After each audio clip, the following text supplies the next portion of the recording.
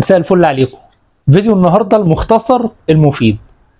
بعد ما عملت الريفيو بتاع الفي جي ار 106 اللي هي المكنه المتعدده اللي انا قلت عليها انها تعتبر هي الافضل في الفئه اللي موجوده حاليا كفئه متعدده، ده لان الماتيريال بتاعها معدن مختلف عن المكن البلاستيك اللي كان نازل قبل كده، ولان فيها الاوبشن بتاعها متعدد وبالفعل حاجات قطع كده تستحق الاقتناء. فعلى مدار الاسبوعين الثلاثه اللي فاتوا دول كانت الناس بتسالني عن اصدار ال 109 وال 110.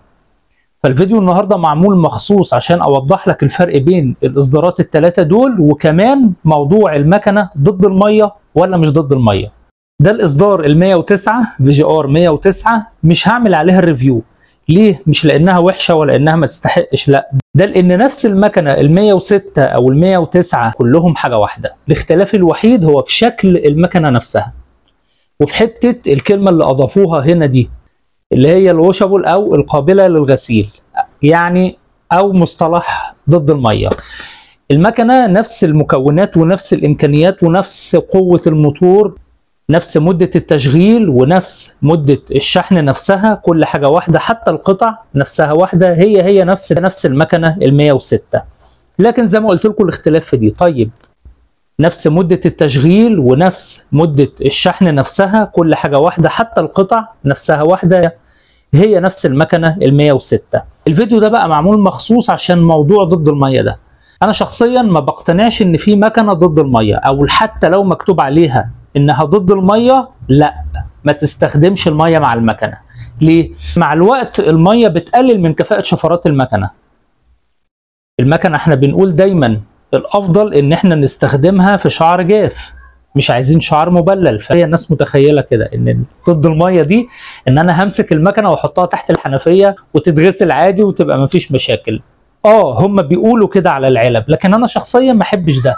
هنفترض ان المكنه نفسها جت وقعت مني في مره، فالبودي فك بسيط قوي، يعني حصل كده ان البودي المسامير بتاعته هوت، فهستخدمها تحت الميه هتوصل لداخل المكنه نفسها، للبطاريه الداخليه ولدايره الشحن. طيب بلاش ده او ده، انا بستخدم المكنه برضو تحت الميه، سهل جدا ان الميه توصل لمكان سوكت الشحن نفسه فتطير لي المكنه. غير ان الشفرات زي ما بقول لحضراتكم بتتلم بعد وقت قليل جدا، ما بتدينيش الكفاءه العاليه. طب ايه موضوع ضد الميه ده ونستخدمه في ايه وفي انهي قطعه؟ هي قطعه واحده بس اللي تبقى ضد الميه او انت تستخدم الميه معاها، وهي قطعه التنعيم، سواء في المكن المتعدد او في مكن التنعيم نفسه.